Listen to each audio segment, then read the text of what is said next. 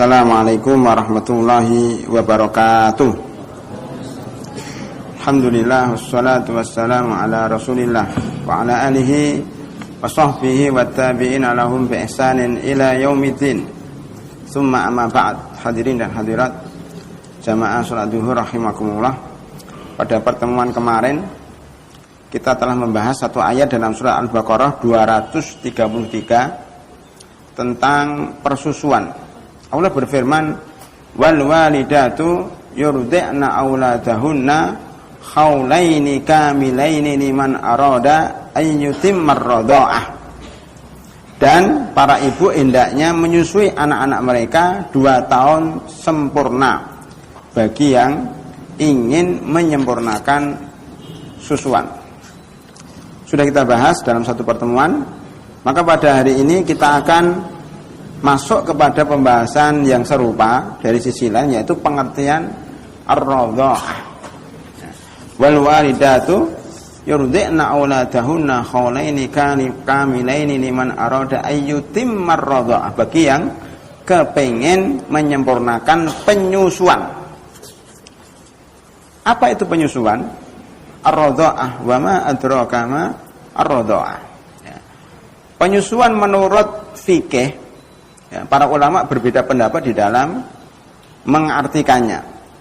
Umpamanya madhab Hanafiyah, para ulama dari madhab Abu Hanifah mengatakan ar-radha'ah adalah seorang bayi yang mengisap puting payudara seorang perempuan pada waktu tertentu.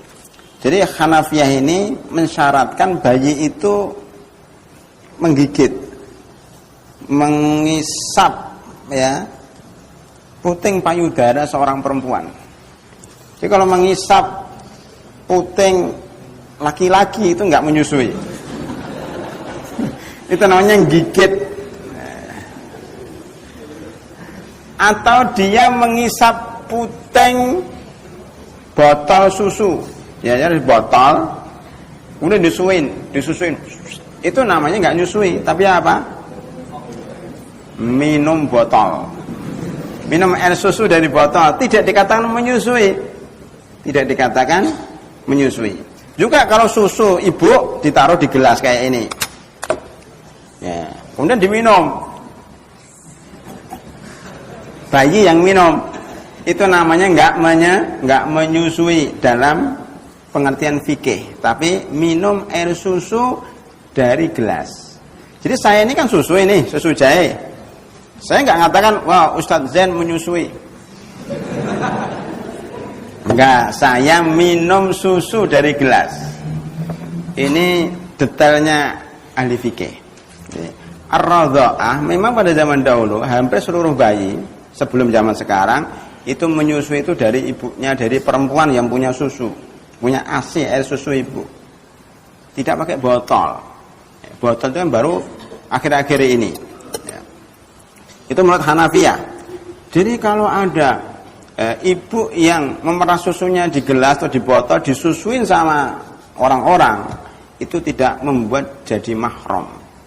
Tidak membuat dia jadi satu susuan. Jadi dia punya susu taruh di botol, botolnya disusukan sama anak satu, sama anak tetangga, sama anak tetangganya. Jadi botol itu disusui orang banyak. Itu tidak mempengaruhi. Tidak dikatakan dua bayi ini satu susuan menurut madhab Hanafiyah. Dan ini juga rupanya agak pas juga. Ini didukung dengan madhab Zahiriyah.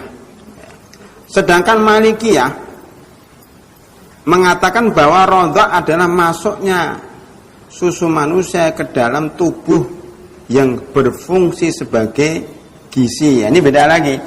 Kalau Malikiyah mengatakan menyusui itu yang penting susunya masuk, mau lewat putingnya langsung, mau lewat botol, mau lewat gelas, ya terserah. Yang penting kalau ini susu perempuan diminum oleh bayi, maka dianggap itu sudah radha'ah, satu susuan. Walaupun lewat gelas. Itu menurut Malikiyah. Yang penting susu itu masuk ke perut. Yang penting susu itu masuk ke perut dan menyebabkan bayi itu jadi tumbuh Jadi bayi itu tumbuh kalau menyusui loh. Kan itu hebatnya ya air susu ibu. Anda ini yang besar ini, itu jangan dikira ya kalau makan nasi banyak kemudian gede, itu enggak. Ternyata dulu waktu bayi Anda enggak makan nasi, tapi minum susu aja. Yang tadinya kecil, bayi yang umur 1 hari minum susu jadi gemuk besar-besar. 2 tahun itu enggak minum apa-apa kecuali susu. Di susu ibu itu mengandung gizi di situ, menggantikan ya nasi, ya lauk, ikan, ayam, kambing itu diganti dengan susu aja. Makanya cara memberikan makan sama bayi itu jangan bayinya dicecerin sayur, ikan, nasi, nggak begitu caranya. Caranya ibunya yang dicecer. Jadi ibunya itu suruh makan buah-buahan, sayur-sayuran, daging, ayam, daging kambing, apa dimasukkan semuanya. Lah itu nanti di dalam diri ibu itu diproses, intinya di susu itu. Nah itu intinya jadi susu itu mengandung kambing, mengandung ayam, mengandung sehingga ya bayi itu jadi besar. Itu hebatnya air susu ibu. Perasan inti daripada seluruh gizi. Makanya ASI sebagian kita terangkan kemarin itu tidak ada penggantinya untuk bayi di bawah 2 tahun. Nah sekarang untuk mahasiswa, untuk orang-orang besar juga ada, tapi bukan ASI. Umpamanya air perasan korma, ya sari korma. Nah, itu air susunya mahasiswa itu sari korma. Kami harapkan masing-masing mahasiswa punya air korma, apa namanya, air perasan korma, sari korma. Sari korma itu kemudian dicampur dengan madu, wow bagus sekali. Dicampur dengan jahe, tapi sudah dalam bentuk perasan, itu luar biasa. Sekarang ada makanan baru namanya talbinah. Udah lama sebenarnya talbinah itu udah mengandung gizi yang luar biasa. Jadi nggak perlu itu nasi goreng, sambal pecel, ayam, kambing itu udah nggak perlu lagi kalau sudah minum itu. Itu gizinya luar biasa. Ayo coba. Ya nanti mahasiswa dicoba ya. Beli itu makanan-makanan yang seperti itu. Dan orang Inggris atau orang Barat sudah menemukan satu pil, ini untuk tentara itu satu pil itu mewakili 1 piring nasi. Jadi mereka kalau perang di hutan-hutan nggak perlu bawa nasi, kompor, macam-macam. Cukup bawa pil itu atau satu makanan kecil dimakan itu sudah mewakili seluruh makanan. Pada zaman Rasulullah SAW namanya kurma, namanya zabib, ya anggur kering, ya dan seterusnya, itu luar biasa kekuatannya. Ya. Saya teruskan. Menurut mazhab Syafi'i, ar-radha adalah sampainya susu seorang perempuan ke dalam perut seorang bayi, hampir sama dengan mazhab Malikiyah. Ya. Al-Hanabilah mengatakan ar-radha adalah seorang bayi di bawah 2 tahun. Nah, di sini Al-Hanabilah mensyaratkan bayi di bawah 2 tahun yang mengisap puting payudara perempuan yang muncul akibat kehamilan. Oh ini detail banget nih. Pertama apa? Mazhab Hanabilah mengatakan bayinya harus di bawah 2 tahun. Kalau bayinya 3 tahun tidak dianggap dia menyusu. Ya, pertama. Yang kedua, dia harus mengisap puting perempuan langsung. Tidak boleh pakai botol, tidak boleh pakai gelas. Yang ketiga, susu itu muncul akibat kehamilan, bukan susu yang disuntikkan. Kan sekarang ada teknologi baru supaya susunya gede, disuntik susunya, maksudnya ada air susunya supaya banyak. Ya, itu disuntikkan, itu enggak masuk air susuan. Ya, itu harus akibat kehamilan, atau akibat kehamilan. Dulu kita terangkan bahwa air susu itu muncul karena kehamilan. Ya, air susu itu muncul karena kehamilan. Kalau nggak hamil, nggak punya air susu. Dari mana air susunya? Kalau nggak hamil, hamil itu karena dihamilin oleh suaminya, oleh laki-laki yang lain, ya hamil. Hamil itu, ya hamil seorang bayi, ya janin bayi ini seperti anda ini, seperti kita ini, itu karena campuran antara sperma laki-laki dan sel telur perempuan. Jadi gabungan antara bapak dan ibu, maka muncullah kalian-kalian ini. Oleh karena itu susu muncul berbarengan dengan kehamilan. Makanya susu itu adiknya kandungan. Oleh karena itu orang yang satu susuan sama dengan orang yang satu kandungan. Karena air susu itu gabungan antara sperma laki-laki dan sel telur perempuan. Air susu itu. Oleh karena itu kalau orang minum dari air susu seorang perempuan berarti dia telah minum sesuatu yang berasal dari suaminya. Itu rahasianya di situ ya. Makanya disebutkan bahwa ya orang yang satu susuan sama dengan orang yang satu kandungan. Ya. Hadirin rahimakumullah, itu pengertian dari mazhab Hanabilah dan ini lebih rinci. Mari kita masuk ke bab berikutnya, batasan umur. Itu sudah disebutkan Hanabilah. Para ulama berbeda pendapat di dalam memberikan batasan umur ketika seorang menyusui, tapi mayoritas ulama mengatakan hanya di bawah 2 tahun. Dalilnya apa? Sudah saya sebut tadi. Wal walidatu yurdi'na auladahunna haulaini kamilaini liman arada ayyutimma radha'ah. Itu maksudnya bahwa bayi itu kalau di atas 2 tahun tidak menjadikan dia mahram. Batasan umurnya ada 2 tahun. Ya.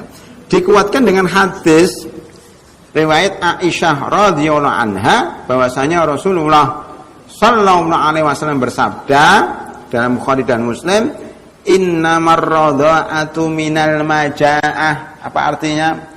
Sesungguhnya susuan yang mengharamkan itu kalau dalam keadaan lapar. Maksudnya apa? Bayi itu lapar, minum susu jadi kenyang. Ya. Maksudnya bahwa bayi itu ketika minum susu tumbuh tulangnya, tumbuh dagingnya. Itu kapan? Kalau di bawah 2 tahun. Jadi kita mahasiswi, ustadz, kalau minum susu kira-kira mengenyangkan enggak?